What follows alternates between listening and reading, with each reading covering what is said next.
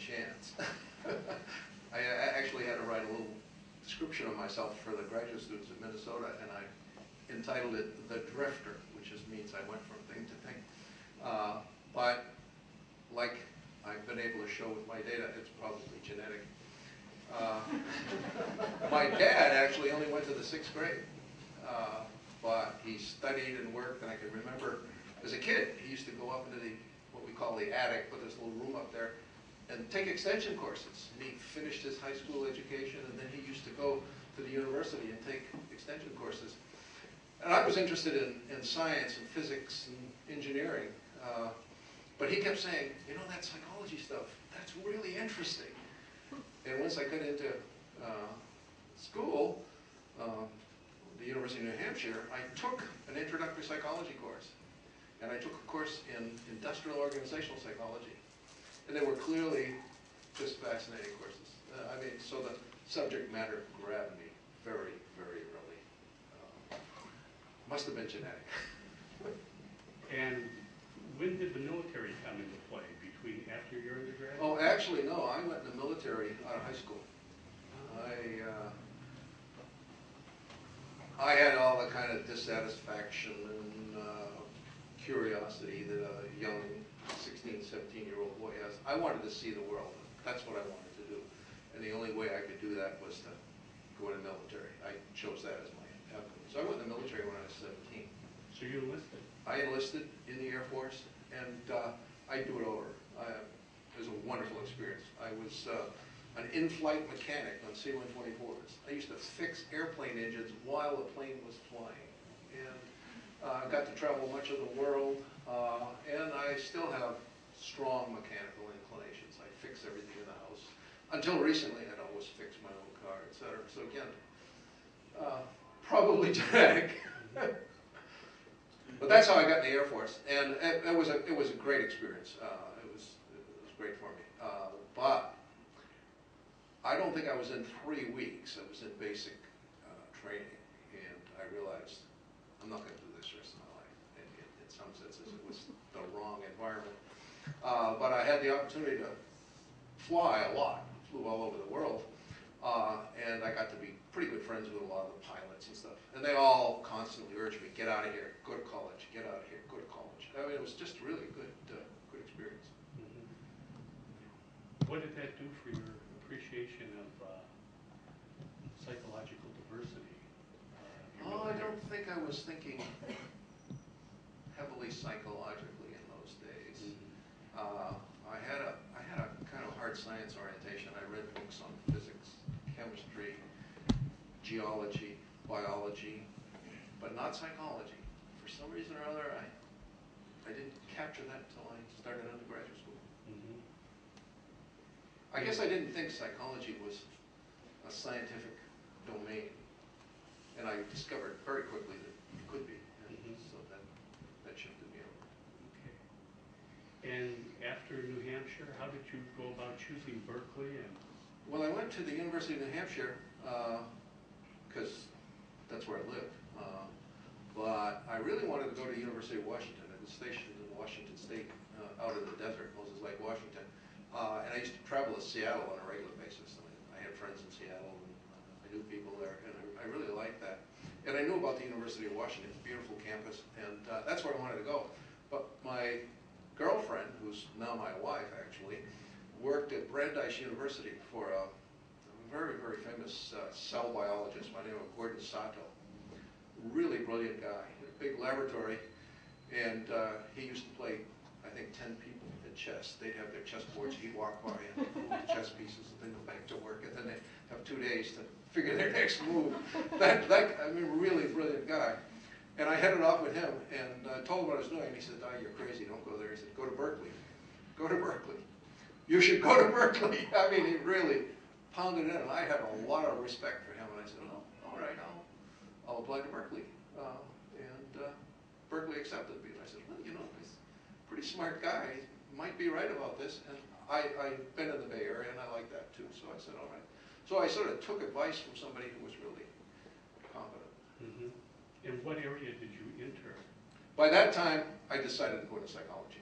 No question about it. I took a number of courses courses at the University of New Hampshire. I particularly remember a course in industrial organizational psychology, which I really, really enjoyed. And I was an undergraduate in that course, and almost everybody else was a graduate student.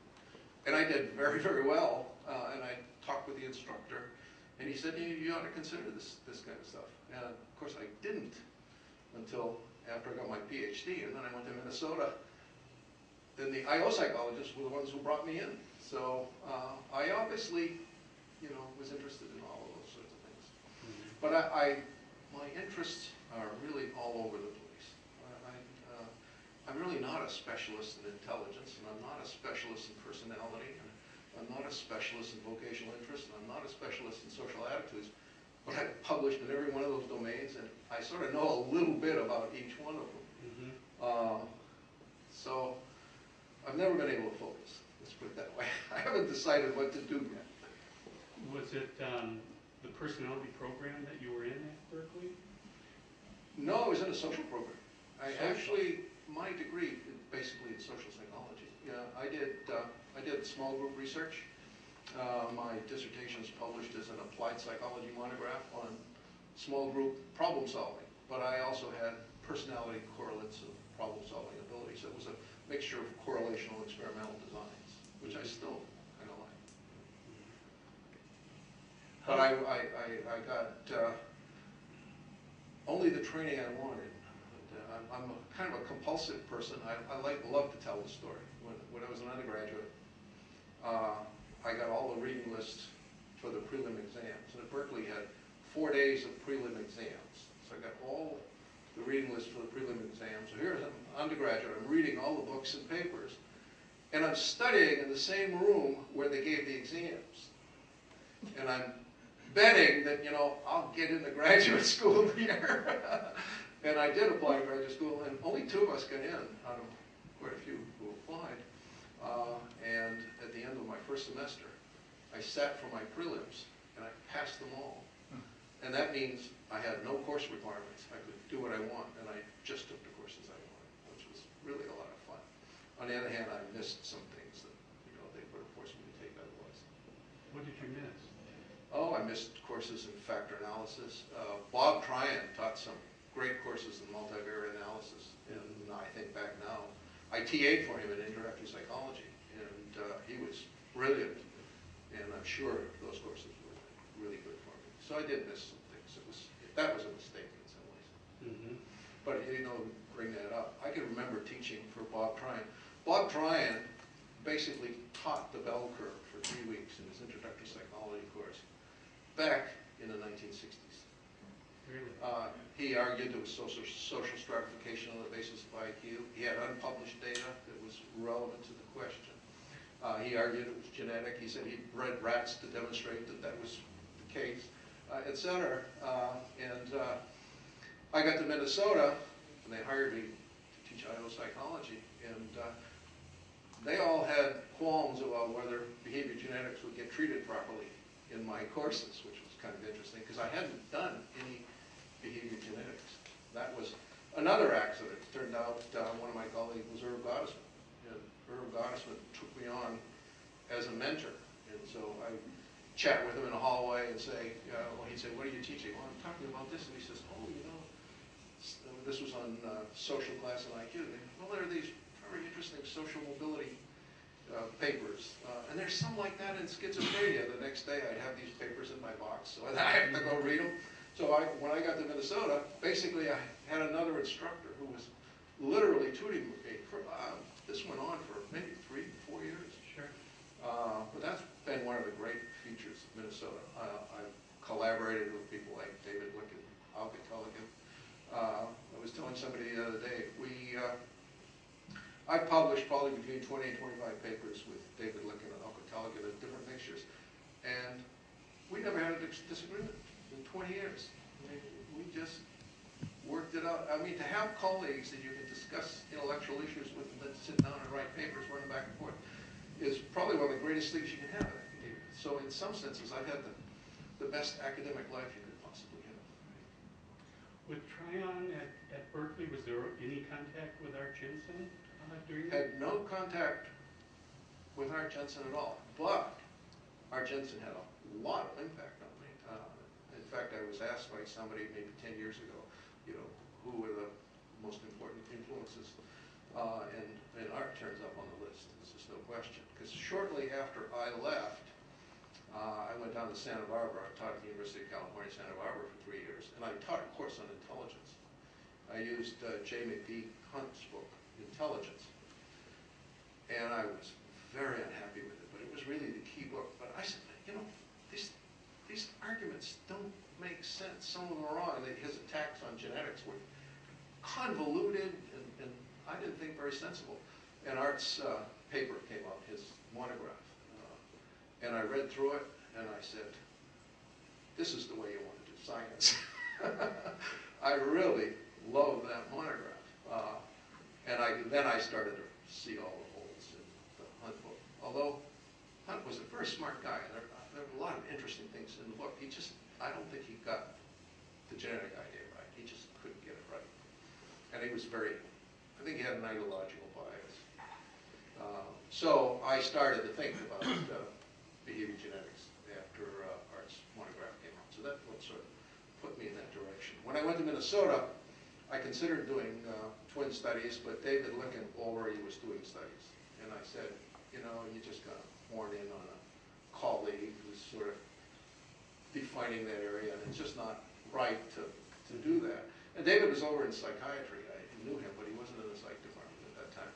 But I chatted with him regularly. So I started to do some family studies. We did a few family studies. Mark McGee, one of my students, did a big family study on spatial ability that appeared in the psych bulletin.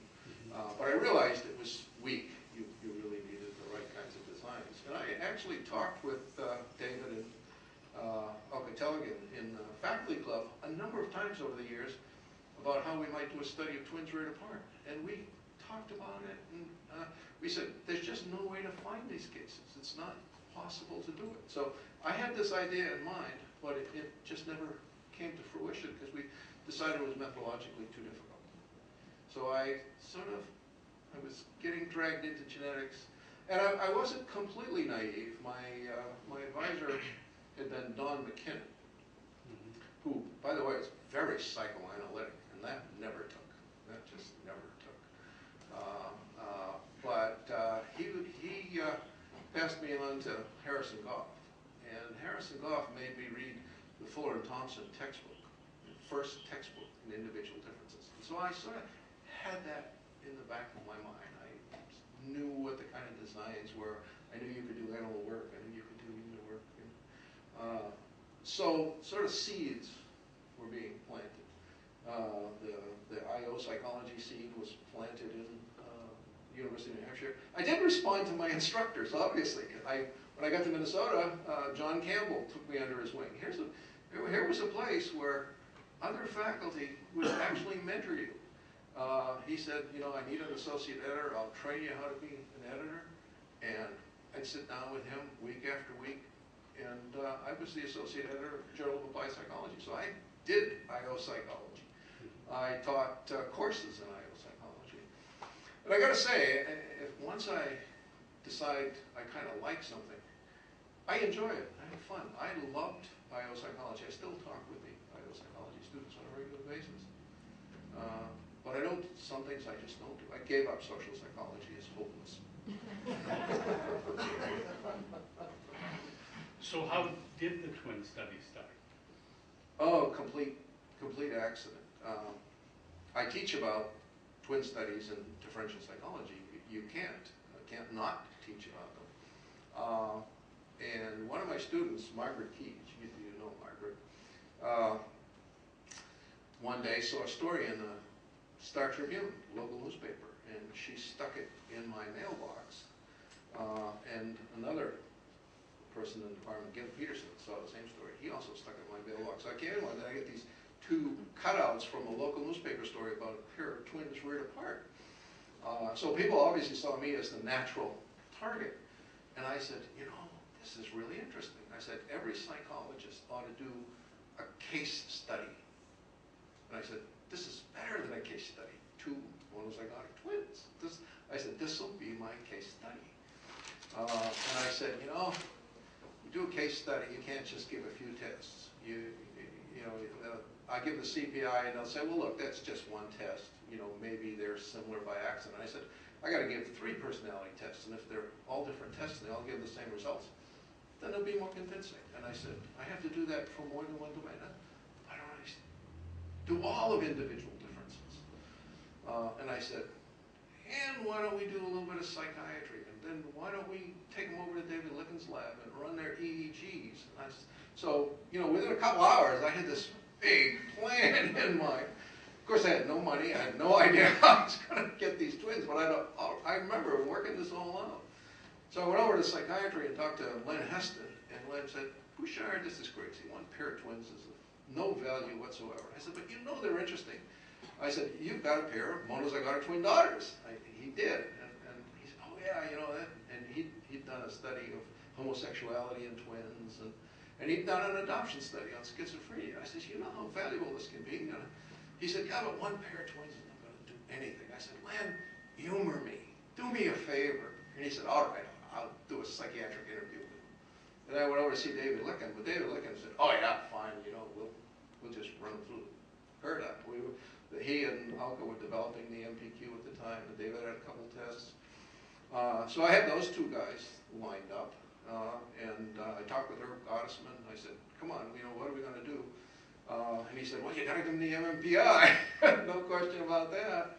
So things started piling up, and pretty soon I had about 6 days of assessment. And then everybody said, oh, no, that's way too long. That's way too long. Cut it back. Everybody advised me to do 2 days. And I said, I'll do 4. So we set it up for 4. And then I went after the twins. I mean, I was kind of doing both in a sort of mixed fashion. So I picked up the phone and I called the Associated Press, because it was an Associated Press story. Talked to the woman, and she said, oh yeah, I know about those twins. I put that story on the line. Actually, I called Minneapolis and they contacted Cincinnati, and that's where it was.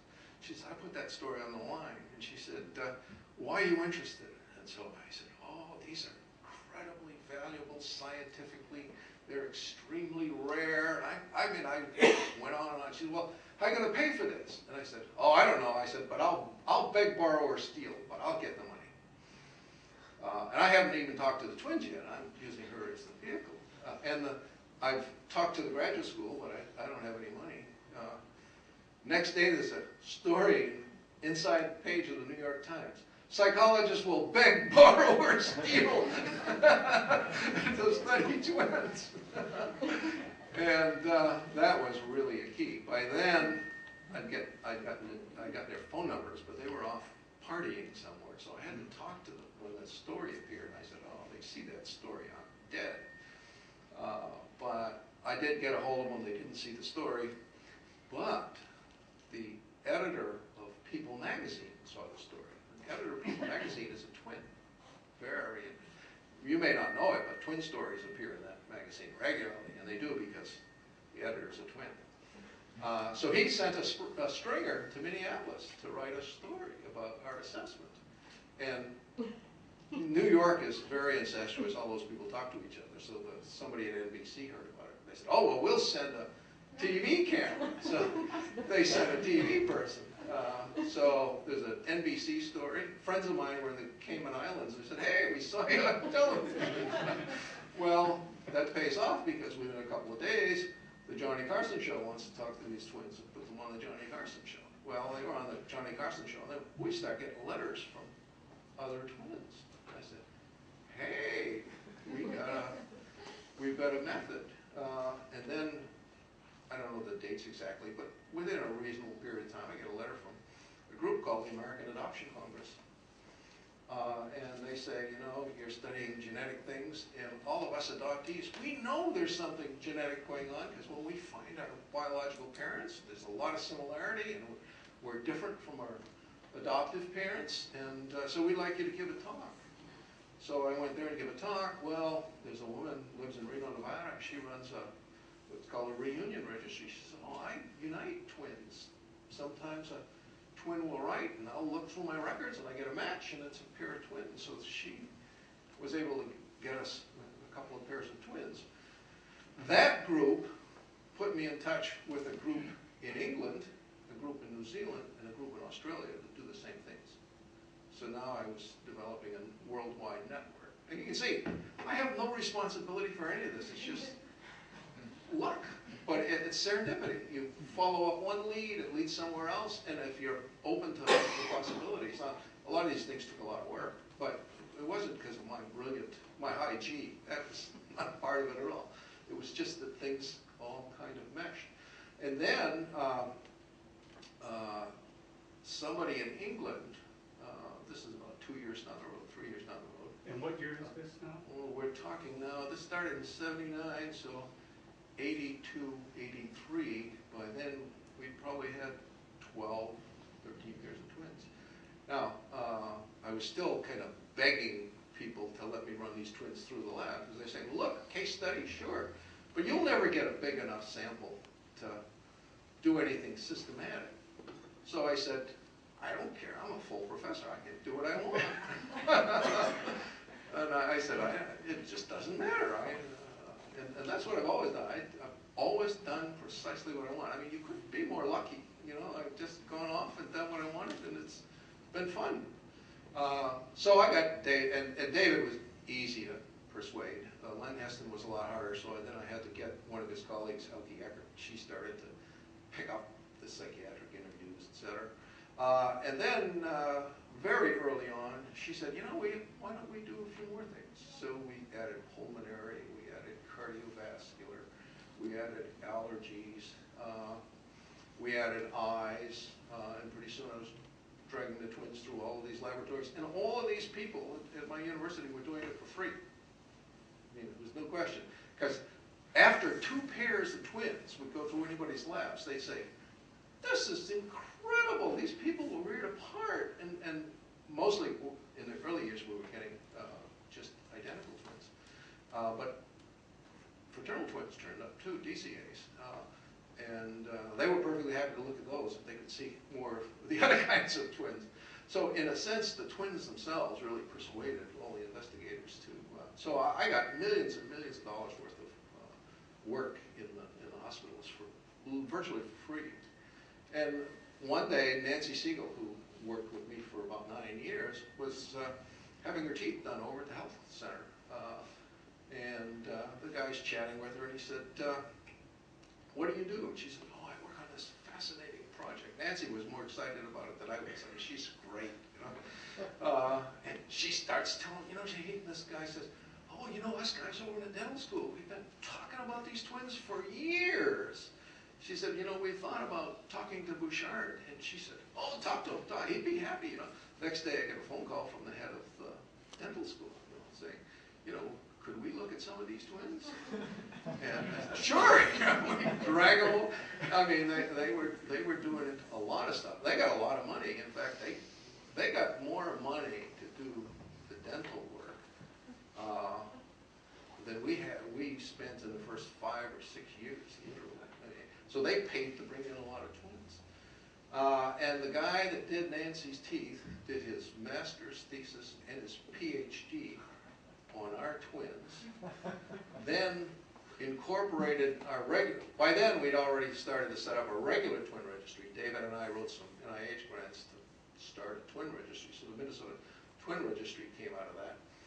And the dental people helped us with that, and then started studying ordinary twins as well as twins rear apart. So they did a big twin project.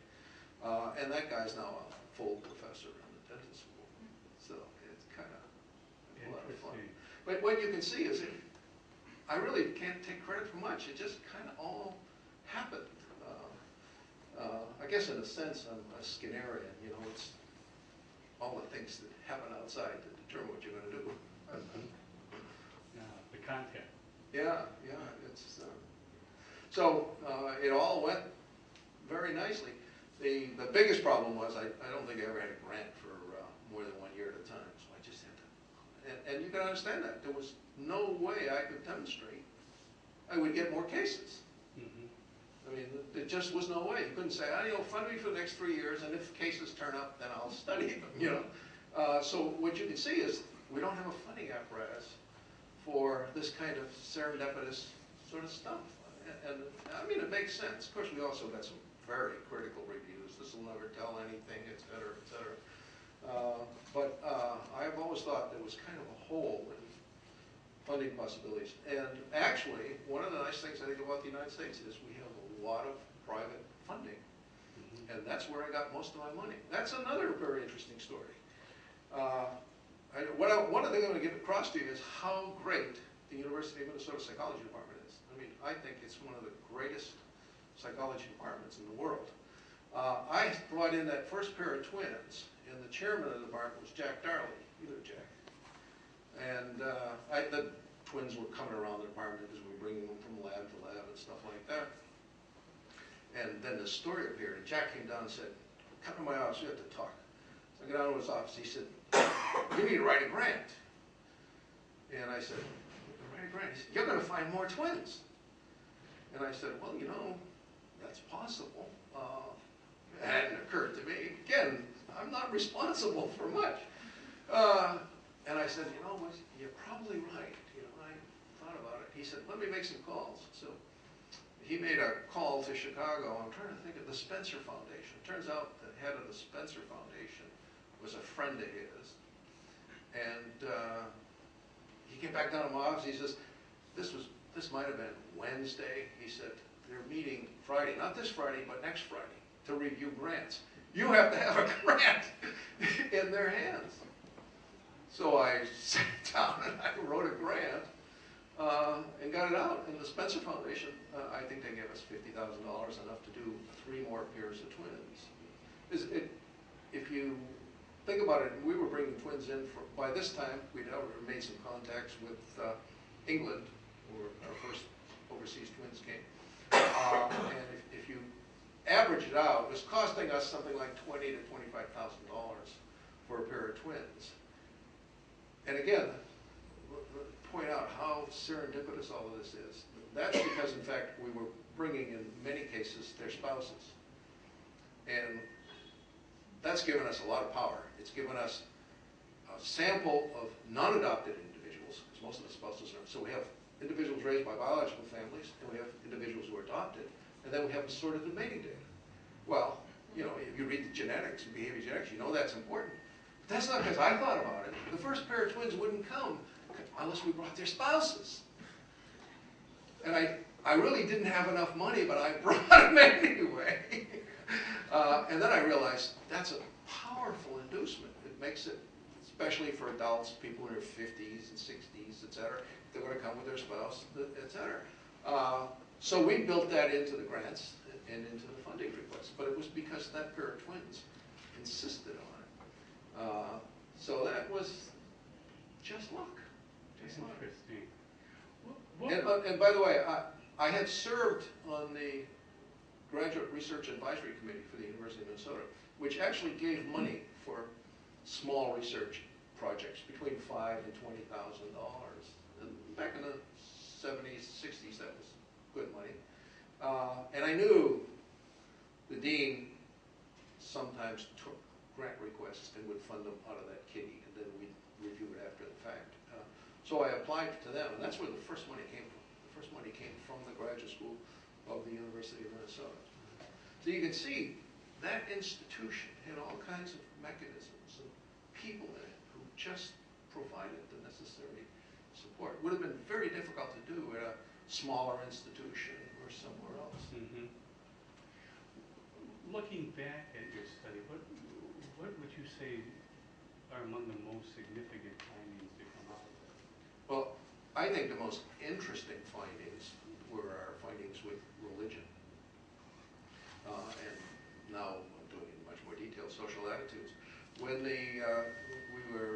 Linda was talking about how you have an ideology or a particular point of view, when I was setting up the assessment, I remember going to my bookshelf, and I was trained as a social psychologist, so I took a book off called The Measurement of Social Attitudes. I still have it. I went through this, and I said, these are all things that you get from your family and from, you know, your family. I remember just thinking, this is stuff like that. I don't know why I thought that. It must have been because it's just the assumption you carry. And I remember thumbing through the whole thing and actually looking at the F scale, authoritarianism scale. And I said, you know, it's a waste of time. There'll be no similarity, get nothing. And Why do it? It'd be wasting the twin stuff. Put the book back on the shelf. Well, years later, 1986, I get this paper in the mail from Nick Martin, paper from the Proceedings of the National Academy of Sciences. And they did a twin study in London, they did a twin study in Richmond, they did a twin study in Australia. Social attitudes are as heritable as personality traits. And they actually, one of the few times where psychologists actually commit themselves. They fit models and they said, okay, we predict that the heritability of conservatism in monozygotic twin part will be 0.62. I mean, so our hypothesis is testable and refutable. You know, this is interesting. But I don't have any social attitude measures. I was stupid. I assumed the answer to the question ahead of time and didn't systematically put it in. But then I started thinking, I said, but you know, I got some things like that. I said, the special MMPI scales have a religious fundamentalism scale, and that's kind of in that domain. And I said, you know, that's not true. I do have some things. I had the Allport-Vernon-Lindsay study of values. And I had the Rokeach. I had put the Rokeach. Again, almost total accidents. I had a big file from my graduate student days, and I had saved every test I had ever worked with or studied or written about. I'd always get the test, get the manual, and I just had a big file of all these tests. So I said, and I had been at the Institute of Personality Assessment and Research at IPAR, so I gotten all the tests IPAR had used. I had all that stuff in my files. I guess I was really a differential psychologist, because here I am collecting all the instruments. So I went through all of those tests while I was setting up the assessment. And I looked at the Rokeach, and I looked at the AVL, and I said, well, you know, and so I put them at the end of the battery. And we learned how to run these assessments. I mean, it takes a lot of practice, and you got to figure out how much people will put up with them before they become exhausted and refuse to take your tests anymore. So we started off. They had Wednesday. They came in on Saturday. We started late Sunday afternoon, kind of eased them into it, and then we did Monday and Tuesday. They had Wednesday off. They did Thursday and Friday, and then they went home. Well, pretty soon we came in earlier on Sunday. Pretty soon Wednesday disappeared. Pretty soon they were working Saturday morning, and instead of coming in at 9 o'clock, they came in at 8 o'clock. Instead of going home at 4 o'clock, they went home at 5:30. So as we figured out how to do this, we expanded and expanded. So we kept adding tests at the back end, so our ends vary as the sophistication of the assessment. But we had we'd have an RA accompanying them to the dentist. So if the dentist wasn't ready, they had a psychological test. I mean, we did let them go to the bathroom, but they had to ask. So we did expand, but there was a lot of learning that went into it. And some of the tests were included. I was telling somebody the Rokeach was added because I thought, you know, we got thousands of true-false questions. We've got to have some variation in the format. In the Rokeach, it's got a nice stick-em format. You know, you move the values up and you decide which ones are more important. And the Allport-Vernon-Lindsay has got a nice different format, etc. I was surprised how standardized a lot of our formatting is for psychological testing. It really could use some variability. In fact, it occurred to me then, more than ever, I mean, there's just no justification for all personality tests just being true-false tests. They could have a section of adjectives. They could have a little section of, you know, sentence completion. Multiple methods of gathering data. Every psychometrist knows, a psychometrician knows that that's a desirable feature. Why are all our personality tests this kind of standardized form? It's not excusable. And it sure would make assessments easier and more fun. The one test that does this to some extent is the Myers-Briggs type indicator, which I have in my assessment battery as well, because my advisor, Don McKinnon, was a Jungian type, and I had those tests as well. Where do you see that longitudinal component of your study going now? Well, what's we the- tried to do some. We actually brought something like 40 sets of twins back, but we just never got the funding for it, and I just got too old. One of the longitudinal studies are, I think, terribly important, but they outrun the lifespan of an investigator, and it's. I was talking to my wife about this a couple of weeks back. When I was running this twin study, there were periods of literally months where I worked 18 hours a day. I mean, I'd run home, lie down, then the alarm clock would go off, and literally there were times when I was so physically exhausted it was hard to stay awake. And then I'd sleep for 3 days. You can only do that when you're young. I mean, I look back and I can't believe I did it. And of course, my wife says, "Well, you don't know the other side. I've never laid eyes on you." I was pissed. And, you did nothing but that. I mean, I did assessments on Easter. I did assessments over the Christmas holidays. I did that. If that's what it took to get the twins there, that's what we did. And sometimes no staff would come in. I spent Christmas Day one year assessing twins, and no staff would come. I had to do everything. So, I mean, sometimes that's just what it takes to get a project done. But it was every bit of it was fun. Even when I was so exhausted, practically drive off the road on the way home. What did your experience with that study and your reading over the years do for you in terms of how you now conceptualize the environment? I don't think I've solved that problem. There's no question environment is important. There are no heritabilities in one or anywhere near it, actually. And some of our heritabilities probably overestimate. So there's environmental variation. But it's really, I mean, behavior genetics has shown it's much less systematic than people think. It's certainly not the shared environment. I think we underestimate that too, because we don't have enough different methods, and we're not sampling the environment adequately. But the environment works in a much different way than I think most psychologists have ever thought. Certainly in terms of child rearing, in terms of SES, in terms of schooling. I mean, you don't just have to look at the behavior genetics literature. Poor sociologists are still trying to figure out how the environment works as well. And I kind of allude to that in a paper that just came out in Current Directions in Psychological Science. If you actually review the entire biological literature, the vast majority of quantitative traits or complex traits are heritable, and they're of moderate heritability. It's almost as though this is a function of the way biological organisms are put together. I think there's some just general kinds of phenomena going on with regard to how biological organisms are put together, how DNA expresses itself in organ systems, etc. And that it has to be that way, because although evolutionary thinking says, the environment selects for traits and that they're adaptive, the mutations accumulate and spread throughout the population. Environments aren't a fixed thing. Environments fluctuate dramatically. Organisms move around in environments.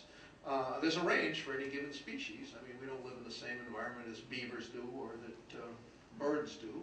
But there's just a lot of flux in the environment. That means you have to build an organism that can respond to that flux. And I think the answer to that question is going to be in the way the organism is built, not in the environment. So you can see I'm not a big environmentalist in the sense of the environment. It's also the case, as Linda was pointing out, I've come to the view that we create our environments.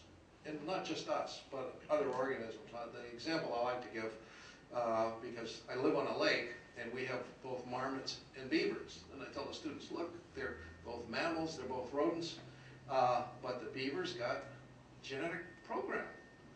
And they search for water, they build their homes in water, They cut down trees around water. The marmot, which is an animal that looks very, very similar, looks for high ground, looks for places water will not get in, because if water gets into their tunnels, they drown, their offspring won't survive. They tunnel underground, so they've got some similarities to the beaver, but they gather food in a totally different way. And the little marmots don't, the mother marmots don't teach their little marmots, and the mother beavers aren't teaching the little beavers. These are niche-seeking, genetically driven kinds of things. They are what I like to call experience-producing drives. It's clear